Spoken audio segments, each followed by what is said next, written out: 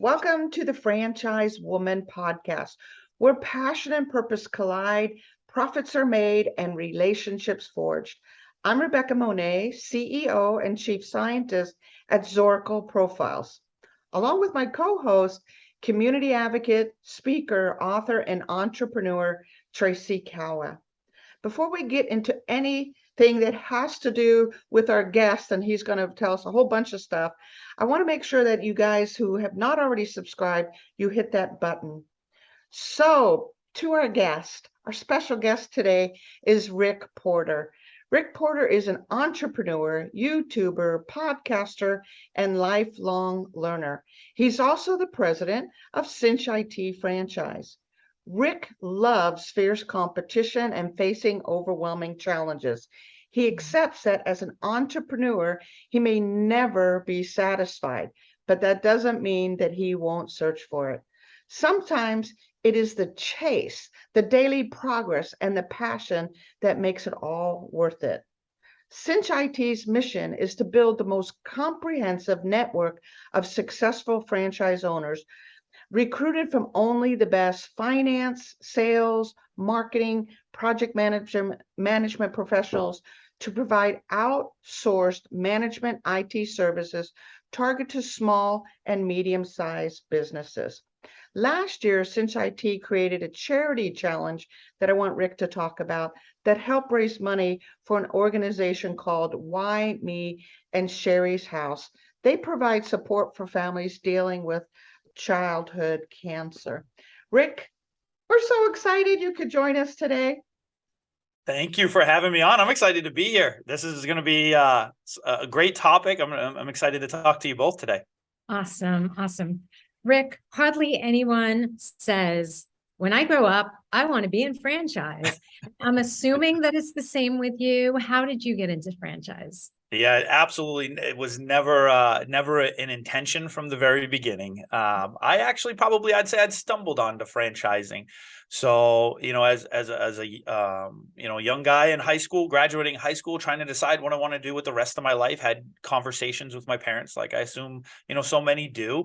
And my parents advised me, go to school, get your education, and then pursue your passions from there. And for me as a young boy, I always wanted to join the military.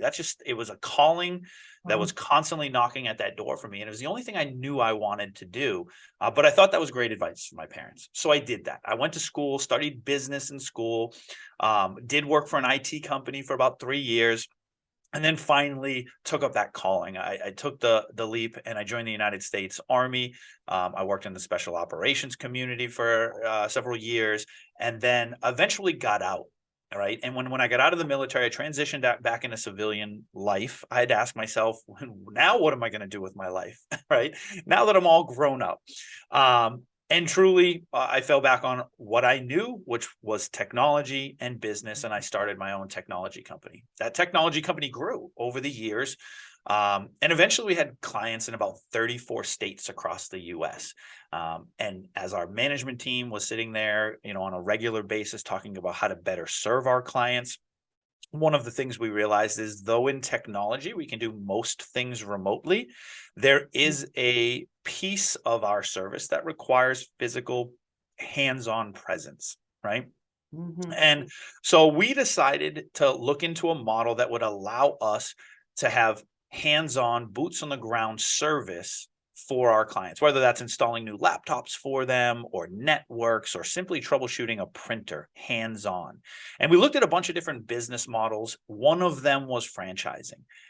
And as we looked into franchising, I fell in love with it for a whole bunch of reasons. One, I love the community, right? I've never really worked in a community where people are so willing to come together and educate each other and improve the community as a whole. And that's what I found in franchising. And then also somebody once told me in franchising that if I put a manager or a supervisor in place and they worked directly for me versus a franchise owner, right, where they have skin in the game, it's their baby, it's their dream, it's their passion as well, they're building a future for themselves, obviously that person is always going to outperform the highest level manager I put in place.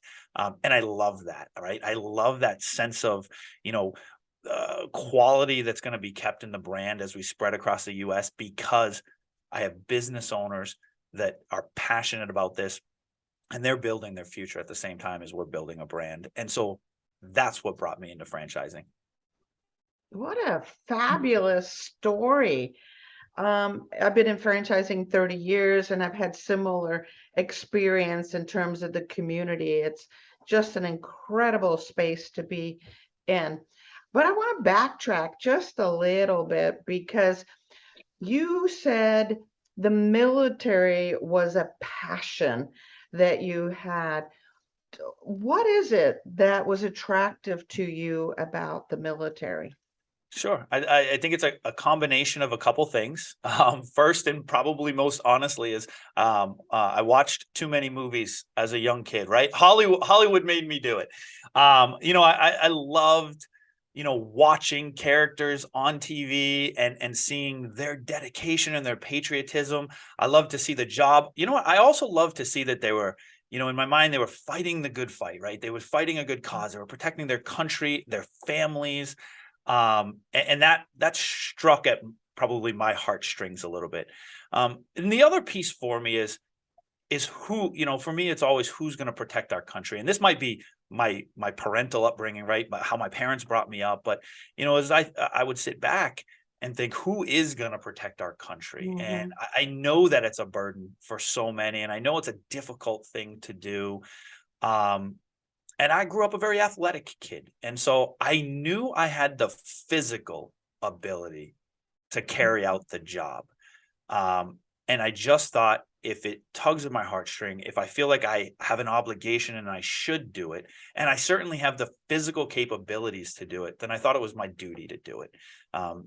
That mixed with the fact that, like I said, I watched too much TV. That's probably really what brought me into the United States military. Wow.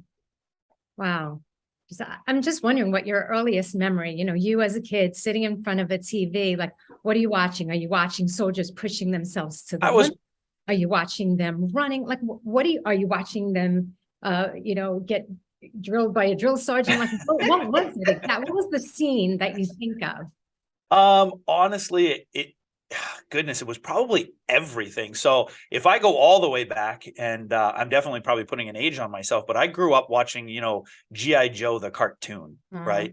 And watching G.I. Joe and seeing him fight the bad guys and to save people and to be heroic. And then as you watch movies as you get older, and you get to see that these military men and women are taking on some pretty amazing challenges, whether it's physical, whether it's mental. They're really pushing themselves. And then the military comes out with, all of these slogans and commercials that are saying, be the best you can be. And oh goodness, if I could sum up one thing, about my life, that's me. Like, I want to be the best I can be, whether that's in business or, at home or, with my own physical challenges. And so, I think all in all, it was just a great move for me, and it really truly was who I was. To that point, Rick, when you talk about wanting to be the best you can be, and you like these challenges, you didn't just go into the military, you were part of the Rangers. Can you talk about the Rangers program and even how the military and what you may have learned there then kind of carried over into building your own business and now being a franchisor? Yeah, I'd love to, because I definitely think there is a lot of things that the military has provided me that has benefited me as a business owner. And there's probably some negatives too, and we can get into that stuff too. And, so I was part of the special operations community. I was part of the 75th Ranger Regiment. And basically what that is we call it it's like a 4-time volunteer. So you volunteer to join the military, number one, like everyone does. And you go through basic training. And after that, you go to your advanced individual training. You go and learn a skill. Okay. After that, you get an opportunity to volunteer again. And what you do is you volunteer for airborne school. This is, you're volunteering to jump out of airplanes, right? So you got to be a little crazy, right? And volunteer to jump out of a perfectly good airplane. So you volunteer there. And that's a training. That's a school. There's physical elements, there's mental elements. And if you make it through that school, you actually get an opportunity to volunteer again. And for me, I volunteered to go through a selection process with the 75th Ranger Regiment. And this is physically grueling, mentally grueling. You're getting your body and your mind prepared to take on the challenge of being a special operations community.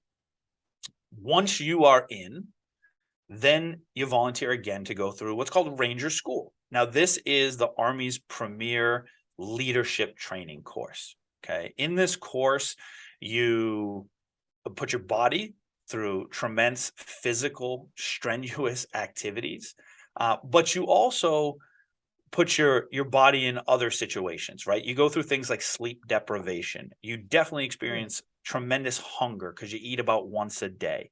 So between the sleep deprivation and the hunger and the physical challenges of hiking all day and carrying, rucksacks on your back and this and that, what they're really trying to determine is, as a leader, can you still make good decisions when you're physically exhausted? When your body is broken down, can you still lead soldiers? Wow. And when I transition into the civilian world, those traits, that training carried over.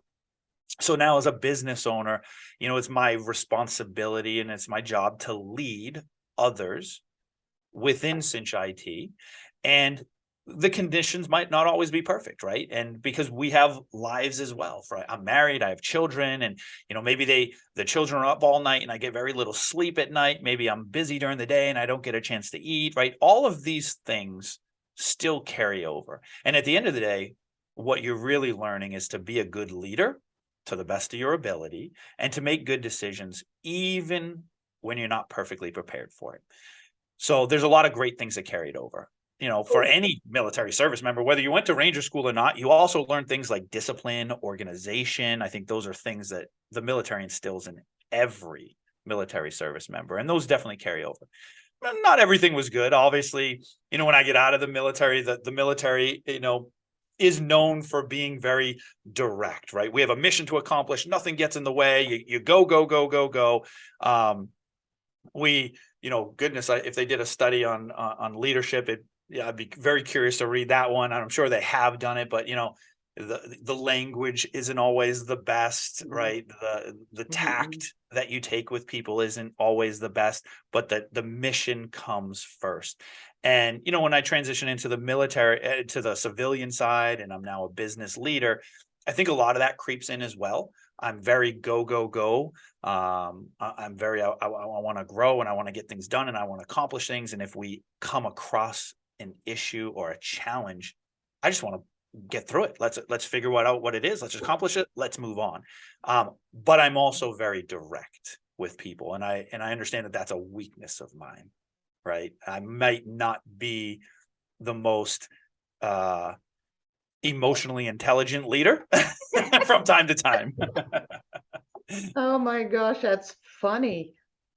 But recognizing that alone makes you an emotionally intelligent Yeah, leader. there you go. Good point. Well, Good point, Tracy. I think, we talked about this a little bit, even before coming on the show, but I think, my wife is probably the one who has forced me to recognize that. I honestly, I can't even give myself credit as saying, oh, hey, I understand and I acknowledge that weakness.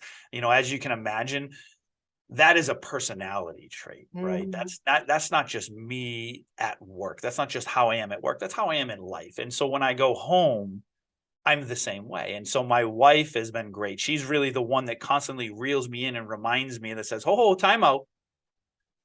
That's not exactly how you talk to people.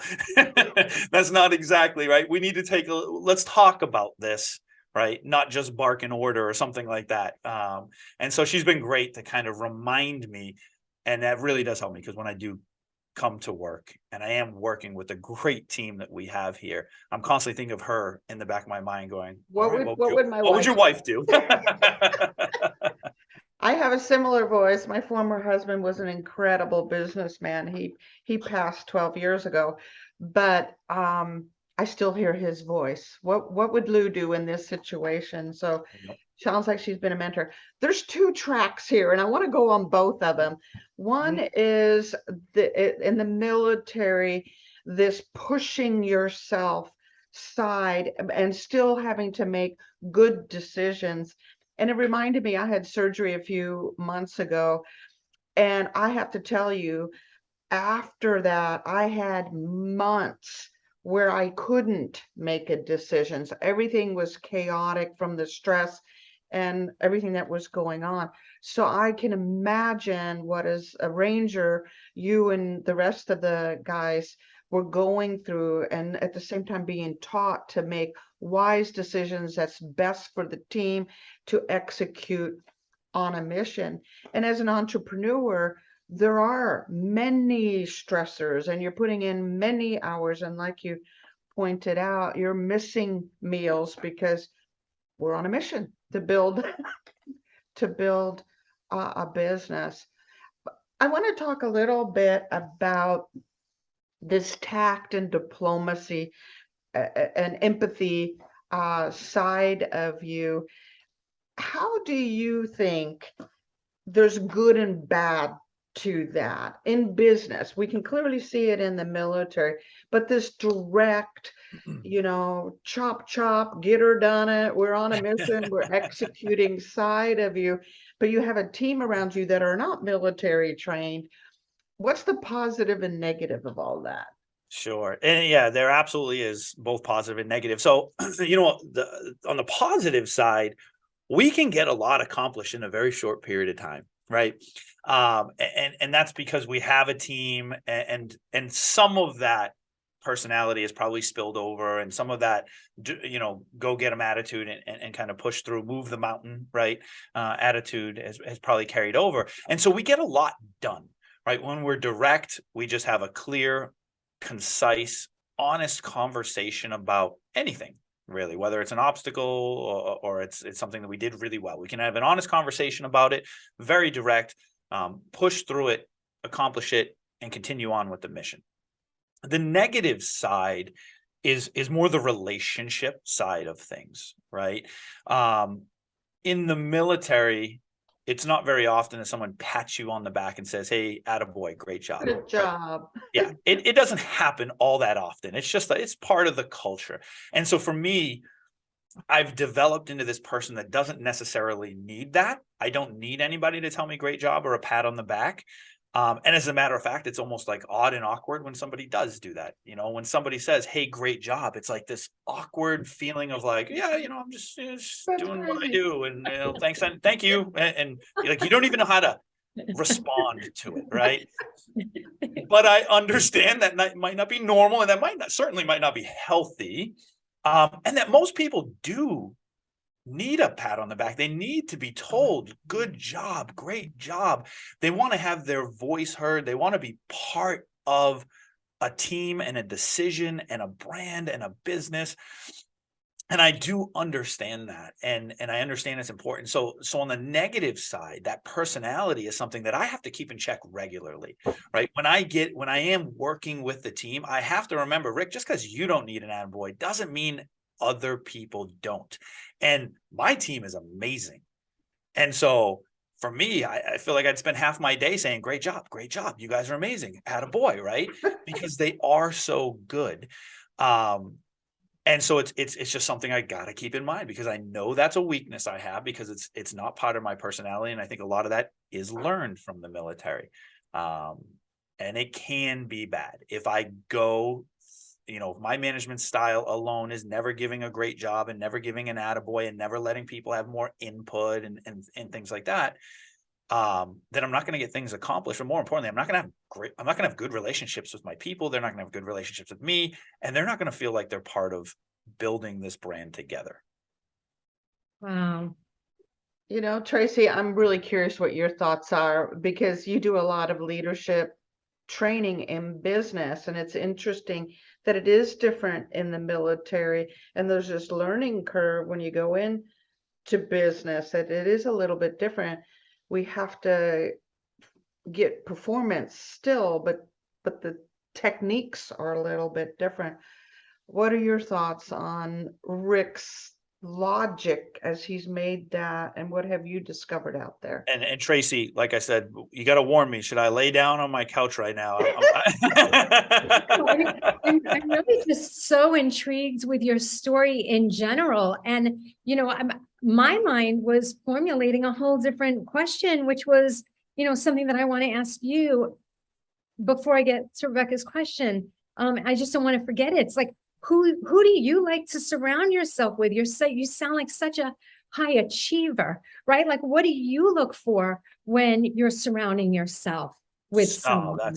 I think that's an easy one for me. Motivated people, period. Yeah. Motivated people. And I don't necessarily care what they're motivated about, but motivated people. And motivation shows for so many people in so many different ways. This could be like, we let's say we're interviewing somebody and it's a mom, and she is so motivated and dedicated, and she's like, I'm doing this with my kids, and we got this going on, we got this and this, and that inspires me. It could be, a gentleman that comes in and we interview him, and maybe he's talking about something he's doing with his kids, or for either of them, maybe they're super dedicated in the gym and they're going through this fitness journey, or it doesn't have to be business, it doesn't even have to be related to the job that we're looking for them to do, but motivated people who want to do great things and just want to be better, inspire me. And that's who I want to surround myself with, people that are going to make me better as well. Yeah. And just getting back to Rebecca, to your question, I did a lot of work writing resumes several years ago, and I wrote a lot of resumes for military personnel who were coming out of the military, who needed to have their resumes pretty much transcribed into a civilian resume. Yes. So if you've ever read a military resume, like I've had people, come out and say, I put my resume in here and there, and, I didn't get a call back. And, I look at their resume and it's like, weapons and artillery. And there's so much in there that would totally intimidate a hiring manager. So we had to really tone things down a bit, to be quite honest. We had to translate what skills, take out the exact skills that would be used. So if it was, keeping the artillery, whatever, inventory, then we had to translate that into, inventory control, right? Things that would be understandable for someone who was reviewing resumes and interviewing individuals. So I couldn't agree more, right? You put together a resume, and if my resume coming out of the military would say, I'm great at killing capture missions, like, who in the world is going to hire that guy? He sounds like he needs help, right? But when you talk about leadership, organization, discipline, and things like that, I think those are traits that all business owners look for in staff. I also think military, and we're franchising, right? We're talking about franchising as well. I think military service members are fantastic franchise owners for all of those reasons. I think they come out with fantastic leadership skills, organization skills, disciplines. I mean, if you were to tell me what are the top 3 traits you look for in a great business owner or a franchise owner, that's probably it right there. Agreed. So when I was reading off your bio, there was something that really stuck in my mind, and that is Rick loves fierce competition and facing overwhelming challenges. Are you part crazy? All right, so we'll go back to my wife would answer is yes. She would tell you yes. Wow. So you love competition and you love overwhelming challenges, not just a little challenge, but something that almost feels impossible. Absolutely. I think for me, that's what I enjoy about life so much, to be very honest with you. It's like the most highest philosophical level. That's what I enjoy about life the most, is accomplishing overwhelming challenges. And honestly, just to be clear, even failing at overwhelming accomplishments, right? Or overwhelming challenges. Without competition, I'm just not going to get better, right? Competition makes us better. It breeds excellence. And so if you go into an industry that has no competition, you're only going to go so far. But if you have fantastic competition that are going to push you and challenge you to be better and better each and every day, someday you're going to be fantastic. You're going to be amazing, right? And on the challenges side, it's relative, right? Some of us can do a 5K road race and it's very easy. Some of us do a 5K road race and it's incredibly challenging, right? And so it's relative for everyone, what the sense of overwhelming accomplishment. But here's how I would describe it. And I think there's a couple books about this as well.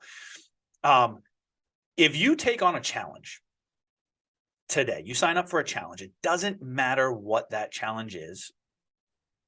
But here's the criteria.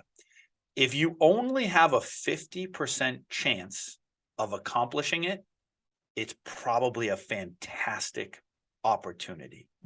Because if you put in the time, effort, the discipline, the work, the focus, and you accomplish something that you had a 50% chance of failing or accomplishing it, if you accomplish it, it's life-changing. Wow. It truly is life-changing, and you've become a different person. And here's the deal. If you fail at it, you put in the same discipline, work ethic, and things like that. You've become a better person anyways. And at the end of the day, you're probably even more motivated to try again or try harder or put in even more work. And I still think it's just as life-changing. But that's a criteria for me. Overwhelming means you got a 50-50 chance of being successful. And I think those are the challenges I look for. Those are the things that I want to go through so that I can change my life and so that I can constantly improve. That's awesome. Whew, I'm exhausted just listening. Words of wisdom. This is amazing. That was perfect. There's a two-part of this again for me. You talked about competition, and having been in business a long time, it's pure capitalism, right? Because without competition, we do have a tendency to rest on our laurels and not fine-tune our skills or think of another product or service or step up and get better. All of us get better when there's competition in business, in life, is to see there's someone that's neck and neck with me, and this desire to be one step ahead makes us more innovative, etc. Which brings up that whole topic of, we're in a world that is teaching us not to be competitive. The awards going out for participation, and sometimes it's not even for participation, it's for just wearing the jersey.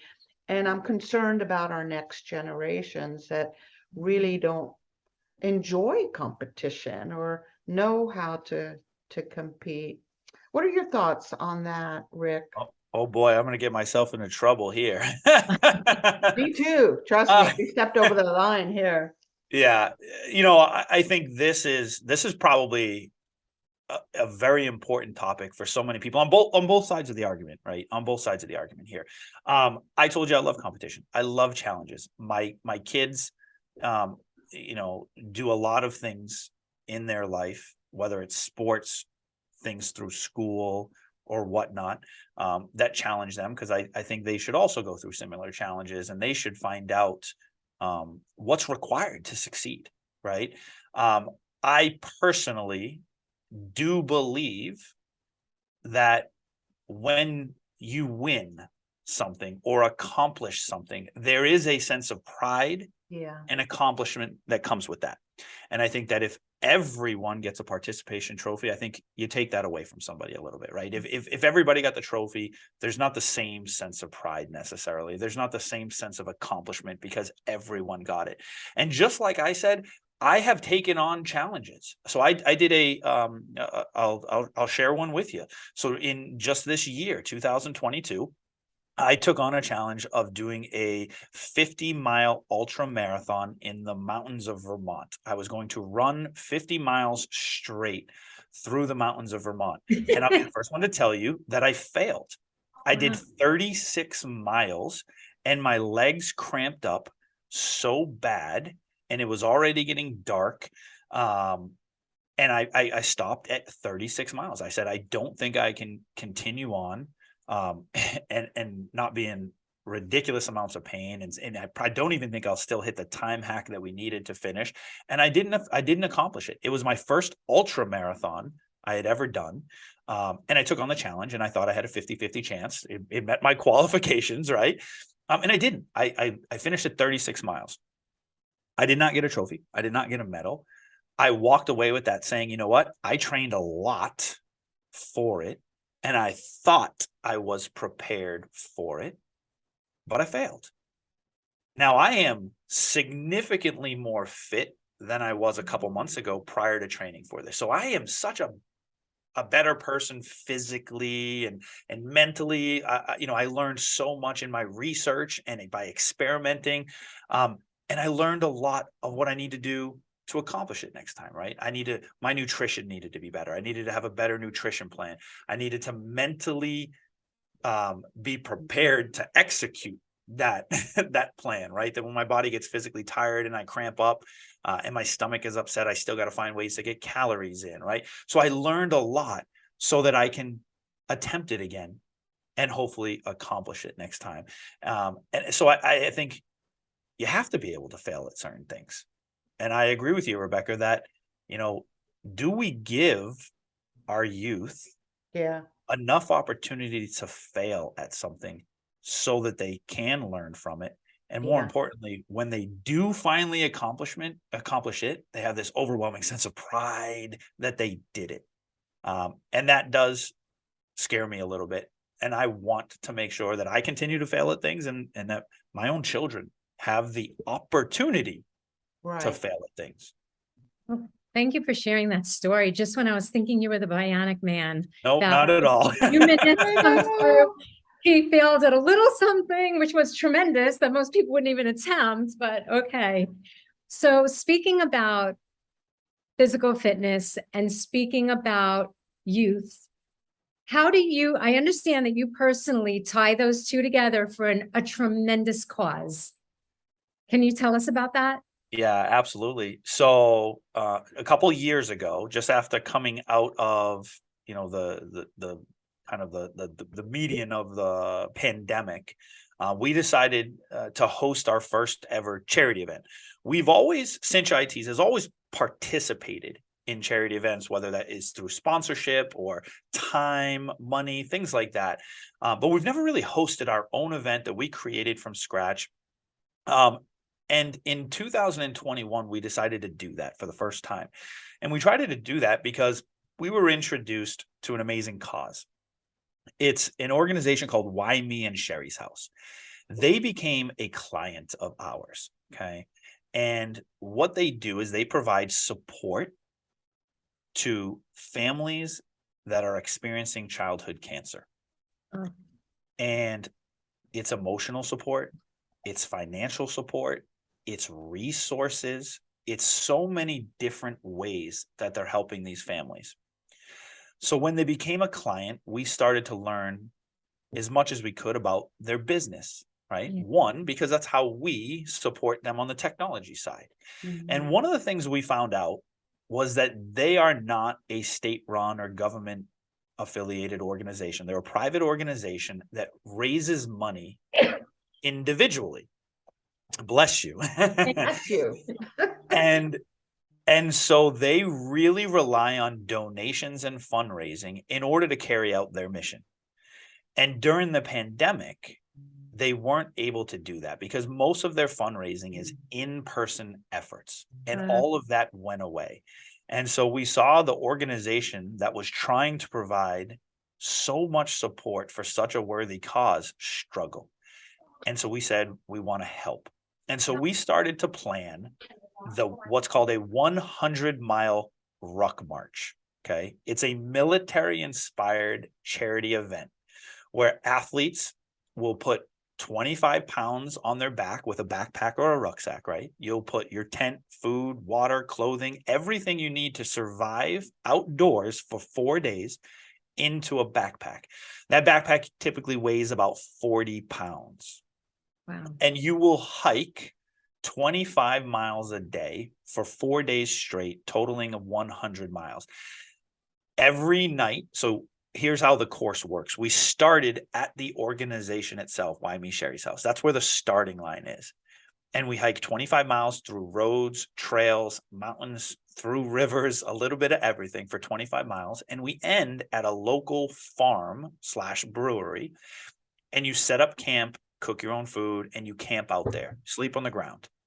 You wake up at sunrise the next day and you do another 25 miles, you camp out, another 25 miles, you camp out. And the last 25 miles, the finish line is actually at Why Me Sherry's House. You cross the finish line right where it all started.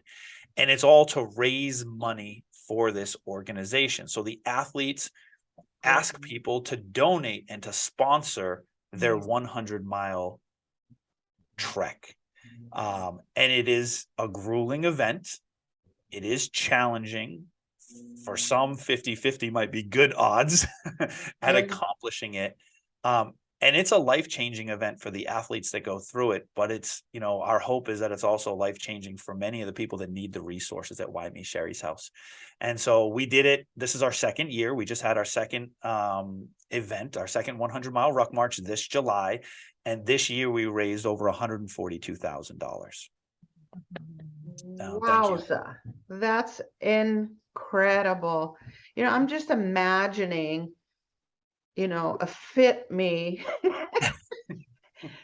with that backpack with 40 pounds. Originally, I thought you said booze and water and clothes, but I mean, you can carry whatever you want, Rebecca. If that's right? what you want to carry, you can carry booze. I'm like, wow, okay, that's kind of smart. But I'm just imagining myself doing that with a group of other individuals, all single-minded, to raise funds for a worthy cause, what that must be doing for everyone on that march. And then, like you said, as you get to Sherry's house, what that does in terms of pulling people together as a team and a sense of accomplishment, as you pointed out.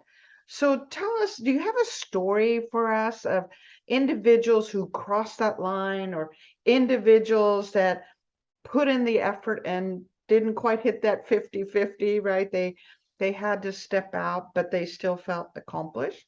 Yeah, absolutely. I have in only 2 years of doing this, I have so many stories. And so one, I'll plug a friend of mine. So one of our marketing manager here actually made a documentary about the event, and it's actually on YouTube. It's free for anybody who wants to watch it. It's literally called The Next Step. He actually put it up on the Cinch I.T YouTube's page, so you can go and you can watch a full 2-hour-long documentary about the entire event and see some of the stories for yourself. But I'll tell you a little bit about a couple of the stories. So I often now say that this event is life-changing for the athletes and the participants as well, because it is so difficult. I think the first story, the most personal story for me that I'll tell you, is about my wife. So the last 2021 was the first year we held the event, and I didn't just organize it, I competed in it. I wanted to make sure that I was doing this right alongside with everybody. So I did the 100 miles along with a group of 15 athletes, and it was difficult. Okay. We had a 33% attrition rate. Okay. So a lot of people did not finish it year one, and it was difficult and it was grueling, but my wife was there every step of the way. She was supporting me in my training leaning up to it, because in order to train for this event, sometimes you need to disappear for 8 hours on a Saturday and walk and hike through the mountains for 8 hours to prepare your body for it. And so, my wife took on the brunt of the home responsibilities while I was training. Right. Sure. And so I wouldn't have accomplished this without her. Then on the day of the event, by the way, Dad's disappearing for 4 days straight. And so she has to run the entire household for 4 days straight with no help from me, which is not easy. My kids are very active. Not only did she do that, but she actually came out and met me at the brewery, at the campsite, each and every night. She brought my children and we got to talk, and, we got to spend time together, and she was supportive. You can do it. Keep going. There's a certain spot along the hike at about miles 60, 65, where she was standing out there along with my children and other athletes' families, and they were holding up signs that saying, "Don't stop now, keep going." Go, go, go. Exactly. And she was so supportive for me. But what also happened is it was life-changing for her. She got to see other people go through this. She got to support it. She got to learn about the organization. She got to get inspired by the dedication of all the athletes that did this. And she said to herself, I'd like to not only support this next year, but I'd like to take on the challenge myself. And so in 2022, she signed up to take on the challenge with me, and we did it together. And she trained with more discipline than anybody I've ever seen for 6 months straight. In town, she was known as like the homeless woman, because she would put a backpack on and like hike all day long. And people would just see her walking up and down Main Street. People going, "Who's the homeless lady?" She dedicated herself to accomplishing the goal. Well, then we step off on July 21st, 2022, and in central Massachusetts, which is where we start and end this, we have our first major heat wave of the year. Temperatures were in the mid to high 90s with a real feel of over 100 degrees. We had people experience heat stroke.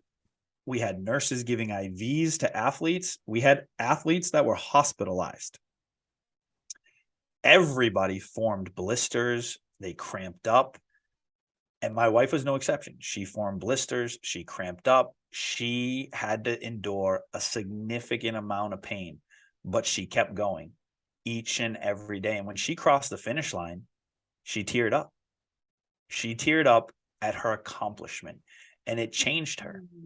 I'll give you another version of that story. As a good friend of mine, Casey Cormier. Casey Cormier is an entrepreneur. He took on the challenge in 2021. Similar story, but the weather was much better. He trained, he prepared, and he did all this while trying to juggle his business and his home life and things like that. And I tell you this story because in 2021, he hiked about 55 to 60 miles, and then he had to quit. His ankle was so swollen, potentially fractured, that he had to quit. He failed. He actually went to the emergency room. He came back out to meet us all and say hello to us that night. And his ankle was wrapped and he was on crutches. And he failed. And that also changed his life. He came back in 2021 and he finished the whole thing. Wow. Now, I'm like about to cry for him. I can feel it. Yeah, me too. I'm about to cry for him because he crossed the finish line. He did it with his wife this year. His family, his mom, dad, his children were waiting for him. And now he can say it didn't get the best of me, that he accomplished it. He did whatever it took. He didn't give up, and it changed his life forever. Like there's nothing that man cannot accomplish now. He knows he might fail because failing is possible, but he knows if he continues to focus on it, if he's disciplined, he can accomplish it. That's the type of atmosphere that this event has created. And so many athletes joined as individuals, but they suffered and they endured and they trained. And by the time you get to the finish line of each day, and certainly the finish line at the end, we're no longer individual athletes that came together to just raise money. It's a community. Like we are bonded. We are friends. We formed a community that changes everybody's lives. And we got to do it for such an amazing organization that has such an amazing mission. And that's to support children with cancer. Oh, thank you for sharing those stories. Yeah. Cinch I.T Notice I put Cinch It and instead of Cinch I.T. Cinch I.T has an incredible commitment to this organization. It's going to be interesting to see as the years go by how that will evolve. Guys, I hate to do this, but we're past the top of the hour. I could talk about this forever. Quickly, Rick, how do people get hold of you and learn more about you and also Cinch I.T franchise? Absolutely. So if they want to learn about Cinch I.T franchise, the website's the best way to do it. cinchfranchise.com has all of the information there, including our contact information. And for anybody who wants to participate in the 100 Mile Ruck March, you can go to cinchit.com. There is a registration link on there. You can Google cinchit.com, 100 Mile Ruck March. We'd love to see more and more people that want to change their lives and change the lives of others. Thank you so much. Tracy, any thoughts from you before we exit out? You know, the one thing that is just top of mind right now is I am looking for the next overwhelming challenge that I can run towards. That's what I'm looking for. My next, but with the caveat that right now I'm just not ready for 100-mile hike. But I will start small. I will start small and build my way there. It's all relative. And by the way, that's a great cause. So I am encouraging all of our listeners to contact you to find out more about just that incredible, what are the names again? The two. So it's Why Me and Sherry's house. Thank you, Why Me and Sherry's house. So definitely contact. You know, I agree, Tracy, and I'm not physically fit. So I want to point out that the challenge doesn't have to just be physical, right? It could be learning a new language, how to play an instrument, double the revenue of your company. It's all about the challenge and doing what is necessary to get there. That's where the joy comes from that you talked about, Rick. I couldn't agree more. Thank you for joining us. Thank you, Tracy. And all of you listening in to the Franchise Woman podcast, where passion and purpose collide, profits are made, and relationships are forged. We look forward to seeing you next week on another episode.